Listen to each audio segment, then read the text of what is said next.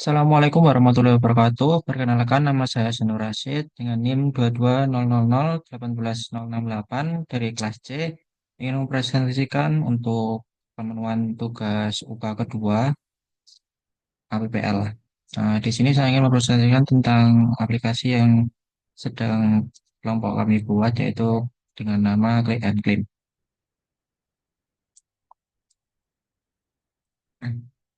Untuk gambaran use case-nya mungkin sudah mengalami update daripada yang sebelumnya. Eh, Kurang lebih dilihat seperti ini. Langsung saja untuk rancangan UI. Di sini ada rancangan UI untuk login. Eh, Pemenuhan untuk login ini adalah pengguna dapat masuk atau melakukan login untuk kepada aplikasi. Dan untuk halaman UI-nya sendiri, pengguna dapat memasukkan username, dapat memasukkan password, terus ada tombol UI untuk submit dan juga untuk sign up kurang lebih sama.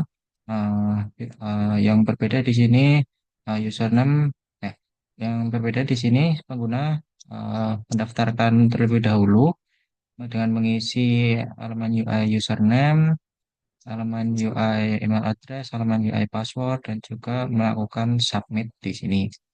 Dan selanjutnya untuk melihat layanan produk di sini untuk pemenuhan kebutuhan setelah pengguna melakukan login atau sign up akan dibawa ke tampilan UI melihat layanan produk di sini. Di sini ada beberapa halaman UI. Yang pertama dapat mencari layanan, selanjutnya dapat melihat tabungan, selanjutnya dapat melihat beranda utama di sini, menu chat, menu notifikasi dan juga menu profil. Nah, di sini uh, ketika di sini merupakan tampilan awal atau beranda awal kurang lebih seperti ini.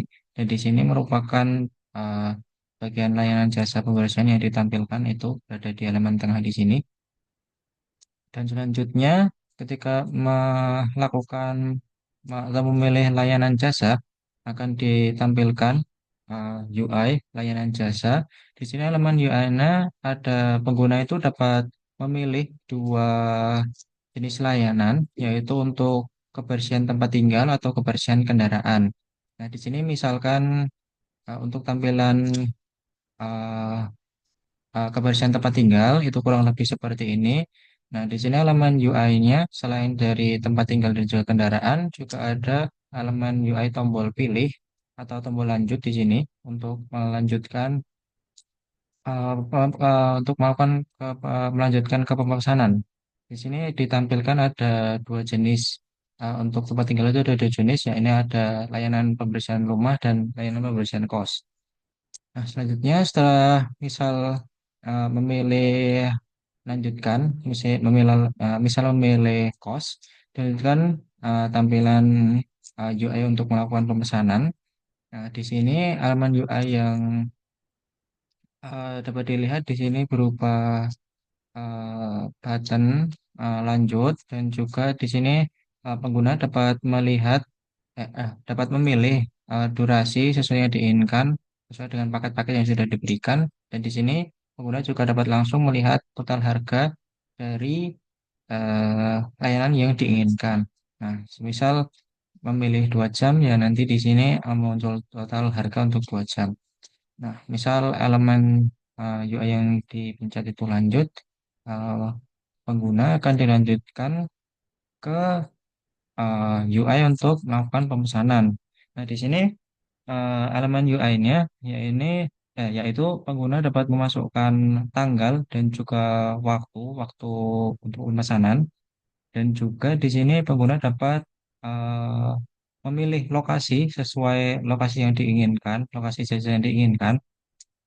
Di sini selanjutnya ada detail order dan UI selanjutnya yaitu metode pembayaran atau untuk melakukan pembayaran. Kita bisa juga dengan mengeklik tombol pesan di sini. Nah, di sini ini pengguna itu mengisi detail-detail dari pemesanan yang seperti sudah dijelaskan tadi, mulai dari waktu pemesanan, lokasi, dan juga catatan-catatan tertentu, tambahan detail yang perlu diketahui. Nah, semisal sudah, nanti setelah melakukan pemesanan, pengguna akan dilanjutkan atau dialihkan ke UI metode pembayaran. Nah, di metode pembayaran ini ada elemen-elemen UI, yaitu salah satunya tombol konfirmasi dan juga drop-down transfer bank, COD, dan juga kartu debit. Nah, misal selanjutnya setelah memilih konfirmasi, setelah melakukan pembayaran, akan dibawa ke menu atau UI untuk status pemesanan. Nah, di sini UI di sini elemennya hanya berupa button kembali ke halaman utama untuk kembalikan pengguna ke beranda utama. Ada juga UI tombol back di sini. Nah, selanjutnya ada UI untuk melihat status pemesanan, yaitu bisa dengan mengeklik ikon notifikasi di sini. Nah, di notifikasi di sini ada beberapa tombol atau elemen button yang bisa dipencet. Yang pertama ada pesanan yang berisi riwayat-riwayat pemesanan dan juga status-statusnya seperti apa, dan juga transaksi, dan juga promo-promo yang sedang ada atau sedang berlaku. Nah, selanjutnya untuk UI menu profil di sini dengan pengguna mengeklik tombol atau ikon profil di sini. Nah, di sini pengguna itu dapat mengatur profil atau data-data pribadi, misalnya alamat atau rekening atau keamanan dan privasi lain, atau nomor-nomor handphone yang dapat dihubungi itu dapat diatur di eh, menu bagian atau menu fitur ini. Nah, untuk selanjutnya di sini ada kelas diagram.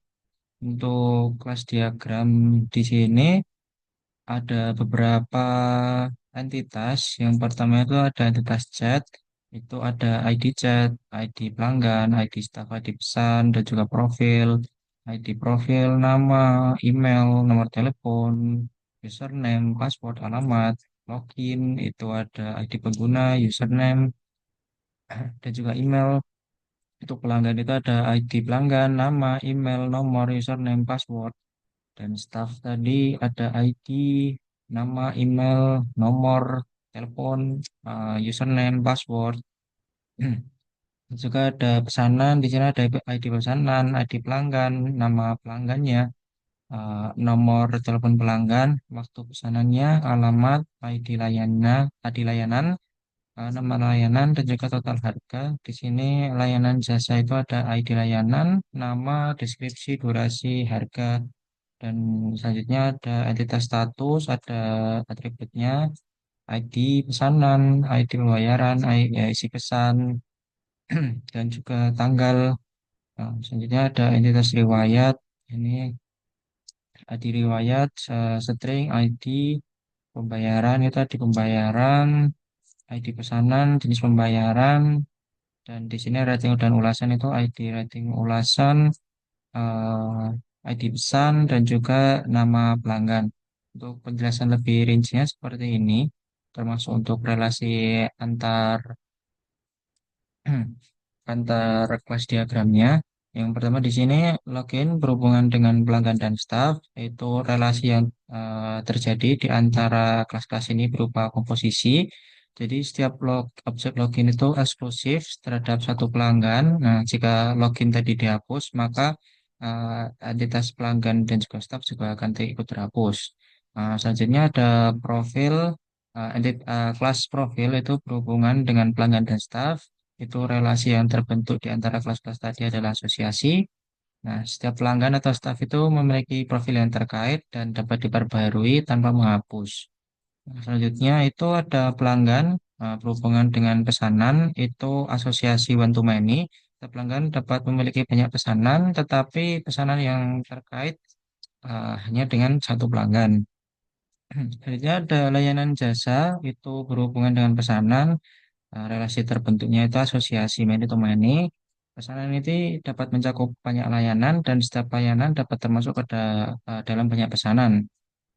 Nah, selanjutnya itu staf berhubungan dengan pesanan, relasi yang terbentuknya di antara dua kelas tadi itu asosiasi one to many. Nah, staf menangani banyak pesanan, tapi pesanan hanya ditangani oleh satu staf. Terus ada pesanan berhubungan dan pembayaran, itu asosiasi one to one. Dengan deskripsi setiap pesanan itu hanya berhubungan satu dengan pembayaran. Nah, selanjutnya itu ada pesanan berhubungan dengan riwayat, relasinya itu asosiasi one to many. Nah, satu pesanan itu dapat memiliki banyak entry riwayat, tapi entry riwayat itu hanya terkait dengan satu pesanan. Nah, untuk pelanggan dan staf ini berhubungan dengan chat dan relasinya itu asosiasi one to many. Jadi setiap staf atau pelanggan itu dapat memiliki banyak pesan chat, tapi setiap pesan hanya terkait dengan satu pelanggan atau satu staf saja. Untuk selanjutnya ada pelanggan berhubungan dengan rating dan ulasan itu one to many karena setiap asosiasi one to many karena setiap pelanggan itu dapat memberikan banyak rating dan ulasan. Tapi setiap rating ulasan itu terkait dengan satu pelanggan. Selanjutnya ada layanan jasa berhubungan dengan rating dan ulasan yaitu terbentuk relasinya asosiasi one to many. Deskripsinya, setiap layanan dapat menerima banyak rating ulasan, tapi setiap rating hanya terkait dengan satu layanan. Nah, selanjutnya di sini untuk pelanggan berhubungan dengan status, relasinya itu asosiasi one to many. Pelanggan menerima banyak status, tapi status hanya terkait dengan satu pelanggan. Staf berhubungan dengan rating dan ulasan, relasinya itu asosiasi one to many. Setiap staff dapat melihat banyak rating dan ulasan, tapi setiap rating ulasan itu hanya terkait dengan satu staf saja. Nah, di sini untuk sekuen diagram dimulai dengan sekuen diagram untuk login. Di sini ada entitas atau aktor yang terkait itu ada pelanggan. Nah, di sini pelanggan itu menginputkan username dan password ke UI menu login. Selanjutnya dilanjutkan ke sistem. Sistem data pelanggan itu melanjutkan ke database dan melakukan validasi data. Nah, jika password salah, maka akan dikembalikan lagi ke UI login dengan notifikasi pesan username atau password itu salah dan jika valid atau terbukti benar maka akan ditampilkan halaman utama. Nah, lalu akan dikembalikan dengan ke halaman utama. Nah, untuk melihat layanan dan jasa di sini pelanggan melakukan pesanan ke menu, lalu dilanjutkan ke layanan kebersihan, lalu sistem melanjutkan ke database sesuai dengan query yang diminta, lalu melakukan validasi dan jika valid maka mengembalikan data-data sesuai dengan query yang diminta tadi. Nah, di sini untuk melakukan pemesanan, di sini pelanggan itu melakukan pemesanan, lalu memproses pemesanan layanan kebersihan, sistem menyimpan di database, validasi juga, lalu misal kuota telah habis, maka akan muncul pesan adalah bahwa kuota itu sudah habis dan jika berhasil, maka dilanjutkan dengan memberikan pesan layanan berhasil di booking. Nah, selanjutnya di sini untuk metode pembayaran, pelanggan itu memilih metode pembayaran dari yang sudah diberikan. Lalu sistem itu akan memproses metode pembayaran tadi dan juga melakukan validasi pembayaran. Nah, selanjutnya itu akan menampilkan metode pembayaran. Nah, selanjutnya pelanggan itu dapat melakukan pembayaran. Setelah melakukan pembayaran itu akan memproses pembayaran dan juga memvalidasi pembayaran. Nah, selanjutnya itu untuk melihat status pemesanan, itu pelanggan itu memantau status pesanan di UI menu pesanan berhasil. Nah, selanjutnya pelanggan mengecek status dan sistem menerima permintaan dan juga melakukan validasi. Dan jika info atau data-data itu benar ada, maka akan ditampilkan informasi sesuai dengan status pesanan. Nah, di sini pelanggan melihat riwayat pesanan di menu notifikasi. Eh, Selanjutnya, sistem itu akan melihat ke database dan melakukan verifikasi sesuai dengan query untuk melihat riwayat pesanan. Dan jika benar tervalidasi, maka akan mengembalikan pesan atau akan menampilkan riwayat pemesanan yang sudah dilakukan. Nah, selanjutnya ini ada melihat rating dan ulasan. Pelanggan memberikan rating kepada staf pelayanan. Nah, selanjutnya diterima oleh sistem, sistem melanjutkan ke database dan juga melakukan penyimpanan dan juga validasi. Nah, selanjutnya rating 0 itu karena tidak diberi penilaian, maka eh, awalannya itu adalah rating 0, dan jika ratingnya tadi sudah diinputkan oleh pengguna, maka staf pelayanan jasa menerima penilaian sesuai dengan input yang diberikan oleh pelanggan. Nah, di sini untuk melihat profil, ini pelanggan atau staf itu sama saja. Di sini melihat data pribadi, meminta sistem dengan query untuk melihat data pribadi sesuai masing-masing. Misal untuk pelanggan ya data pribadi pelanggan, untuk staf ya data pribadi staf. Lalu dilanjutkan ke database. Nah, misal di database ini terbukti query yang diminta itu valid, maka menampilkan halaman data pribadi, dan data pribadi tadi akan menampilkan kembali kepada user sesuai dengan data-data yang sudah tersimpan dalam database sebelumnya. Di sini untuk chatting itu ada pelanggan dan staff itu sama saja. Pelanggan itu mengirim pesan, dan selanjutnya sistem itu memproses ke database dan melakukan validasi dan juga penyimpanan pesan-pesan. Uh, Selanjutnya akan dikembalikan dengan menerima pesan. Nah, di sini untuk staf pelayanan jasa itu dapat melihat data pemesanan. Jadi, staf pelayanan jasa itu meminta ke sistem untuk melihat detail pesanan pelanggan, dan sistem itu melanjutkan query untuk melihat ke database dan juga divalidasi. Dan jika memang benar, maka akan ditampilkan detail pesanan pelanggan. Nah, di sini staf menerima pesanan. Nah, staf ini menerima atau mengonfirmasi pesanan dan dilanjutkan ke sistem. Sistem melanjutkan ke database dan juga mencatat perubahan konfirmasi atau perubahan penerimaan pemesanan, dan juga setelah itu akan mengembalikan untuk melayani pesanan yang diterima tadi. Nah, di sini untuk melihat status pelayanan jasa, staf pelayanan itu memantau status pekerjaan, dan sistem itu memantau, dan juga di database itu mengecek status pekerjaannya, dan mengembalikan uh, data-data status yang sedang berlangsung saat ini. Apakah masih berlangsung atau sudah selesai. Nah, selanjutnya untuk analisis software, costing, dan estimasi biaya, itu kurang lebih seperti ini. Nah, di sini itu ada bagian aktor, dan aktor ini ada tiga kategori, ada dari simple, average, dan kompleks.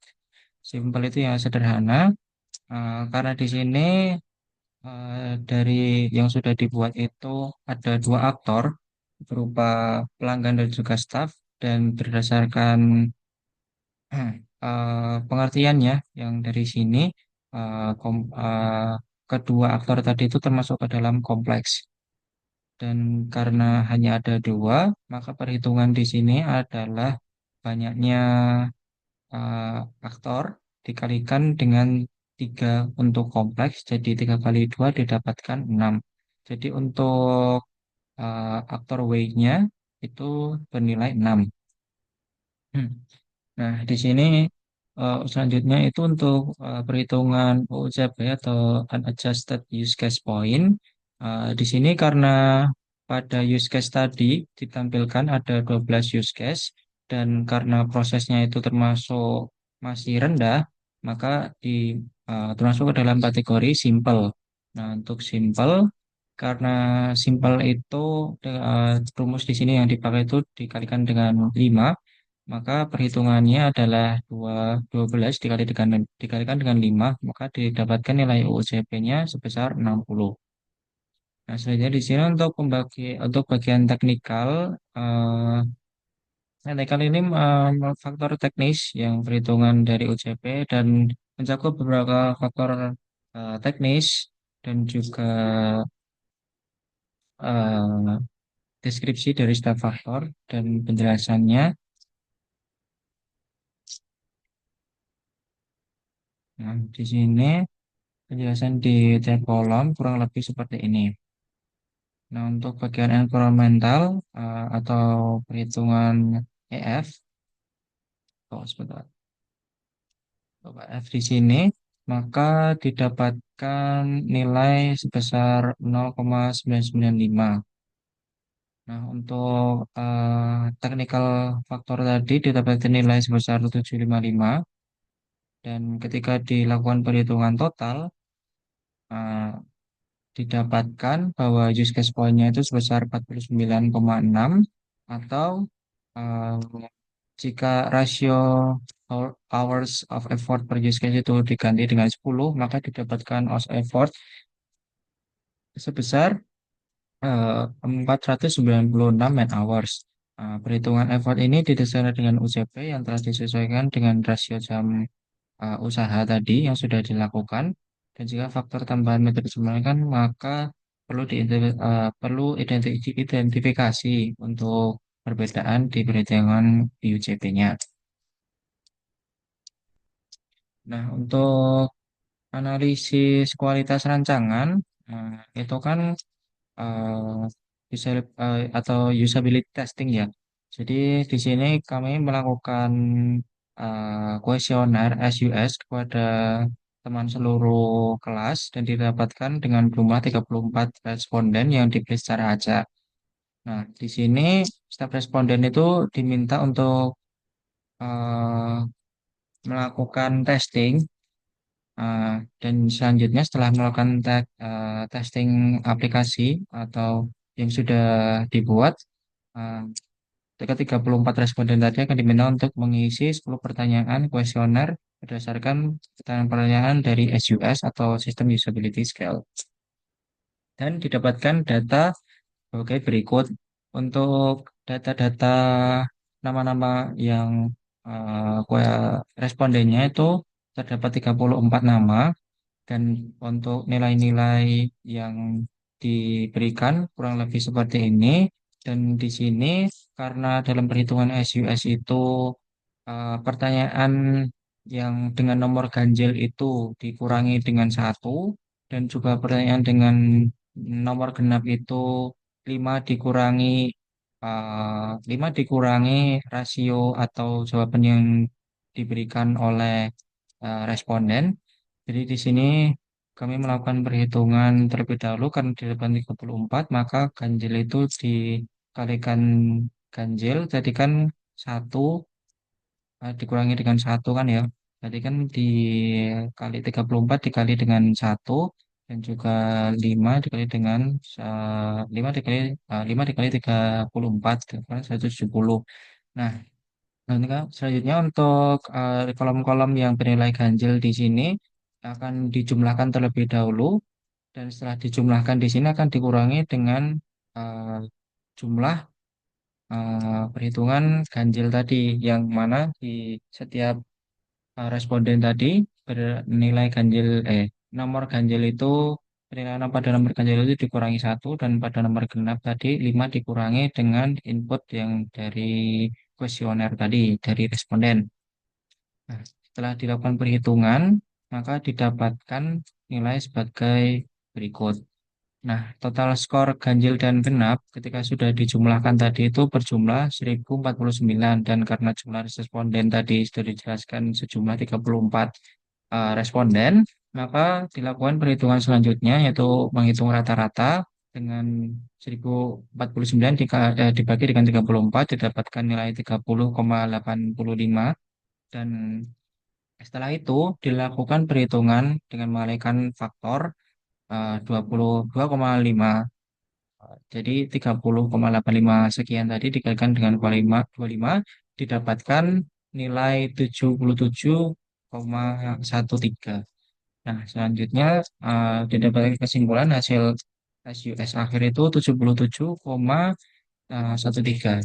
Nah, interpretasi hasilnya SUS itu berarti karena 77 maka dalam penilaian SUS itu termasuk dalam kategori yang bisa diterima. Kurang lebihnya sekian. Wassalamualaikum warahmatullahi wabarakatuh.